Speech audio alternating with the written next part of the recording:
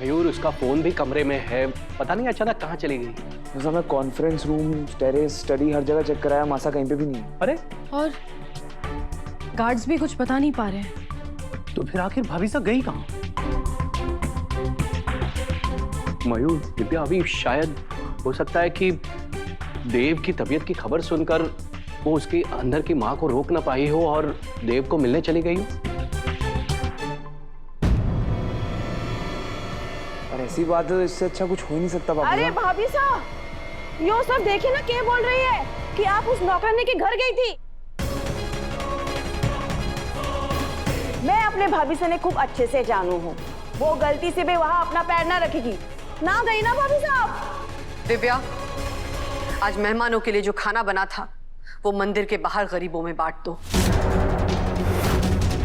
हम उस खाने को हाथ भी नहीं लगाएंगे। चंद्रिका,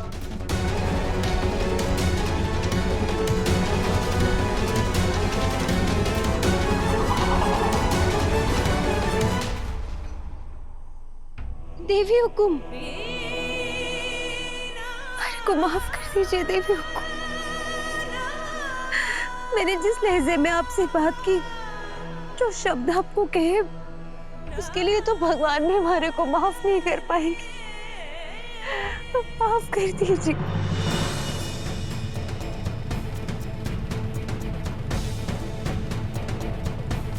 आज एक माँ भी तुमसे माफी मांगना चाहती है वसुधा। हमारे बेटे ने तुम पर हाथ उठाने की कोशिश की, इसके लिए हम बहुत शर्मिंदा हैं। लेकिन हम तुम्हें कभी माफ नहीं कर सकते, क्योंकि तुमने एक माँ को उसके बेटे से अलग करने का पाप किया है। देवी हुकुम, भले ही देव सर हमारे धनी है, लेकिन आज जब उन्हें एक माँ और एक पत्नी के बीच में से किसी को चुनना पड़ा ना, तो उन्होंने आपको चुना। जब मैंने आपके साथ बदतमीजी की तो वो हमारे पर हाथ उठाने से खुद को रोक ना पाए। ये एक बेटे का एक माँ के प्रति प्रेम ना है तो और क्या है देवी हुकुम? देव सर आपके थे, आपके हैं और हमेशा आपके रहेंगे। वो जल्द ही आपके बनकर आपके पास लौटेंगे, वो भी अकेले। इसलिए तो आज मैंने जानबूझकर उन्हें आपके पास आने से रोका, ताकि मैं उनकी नजरों में बुरी बन पाऊं।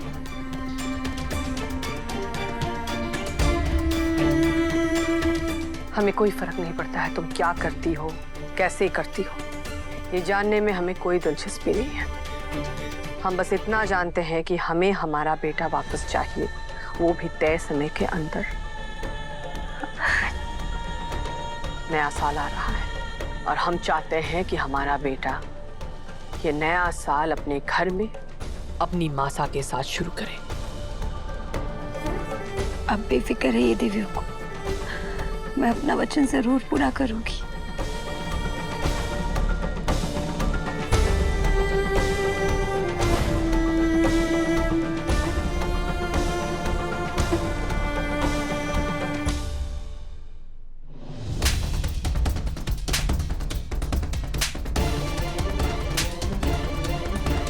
देव सर, क्या कर रहे हो? देव सर, क्या कर? देव सर रुकिए ना, बस कीजिए। मैंने तुम्हारे ऊपर हाथ किस उठाए?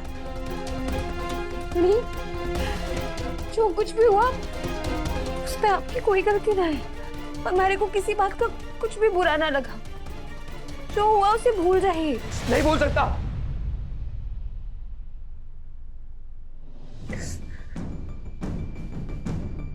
मैं दुनिया का सबसे बेकार पति हूँ।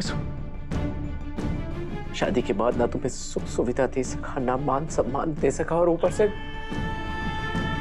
तुम्हारे मायके में घर जवाई बन के बैठा हूं। तुम्हारे ऊपर हाथ उठाने की सोच भी कैसे सकता हूं मैं?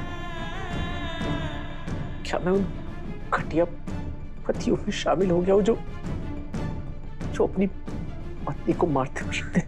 नहीं देव सर, हमारी गलती की सजा आप अपने आप में मत दीजिए। आपने हमारे पर हाथ उठाया क्योंकि मैं आपकी मासा के साथ बदतमीजी कर रही थी, बस। आपकी कोई गलती ना है इसमें। तुम्हारी उस गलती के लिए तो मैं तुम्हें कभी माफ नहीं करूंगा, और इसीलिए हम दोनों की गलती की सजा मैं खुद ही भुगतूंगा।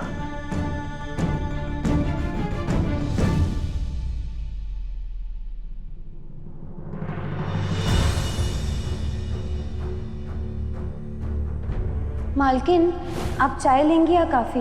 क्या मालकिन मालकिन लगा रखा है रसोई? अगर मालकिन चाहती हैं कि आप उस घर में आएं और जाएं, तो इन्हें आपसे और हमारे से माफी मांगनी होगी। अब बेफिक्र रहिए दिव्या को, मैं अपना वचन जरूर पूरा करूंगी।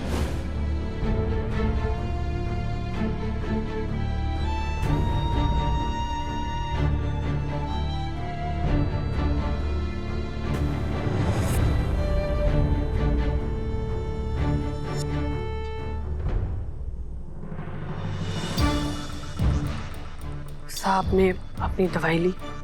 चंदा, एक पिता होकर मैं देव की तबीयत को लेकर इतना परेशान हो सकता हूँ? फिर तुम तो एक माँ हो, तुम कैसे दूर रह सकती हो? देव से मिलने गई थी ना? गलती कर दी साहब, नहीं जाना चाहिए था। देव बिल्कुल ठीक है, उसे कुछ नहीं हुआ है। वसुधा ने उसे यहाँ आने से रोका, इसलिए देव को हमसे एक और झूठ बोलना पड़ा, और ये सारी बातें हमें वसुधा ने खुद बताई।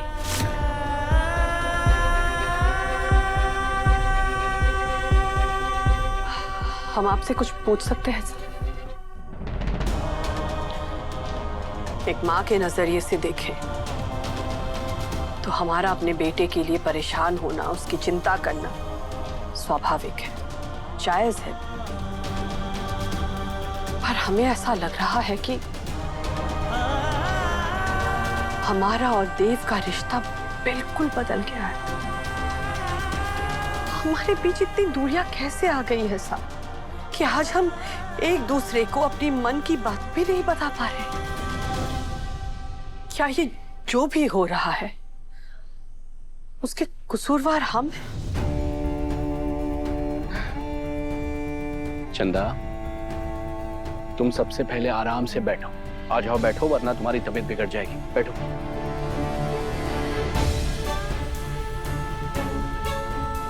और एक बेटे के साथ साथ एक पति को भी तुम्हारी जरूरत है। कुछ भी समझ में नहीं आ रहा है। हमारे दिमाग में हजारों सवाल घूम रहे हैं। क्या सच में हमारा देव बदल गया है?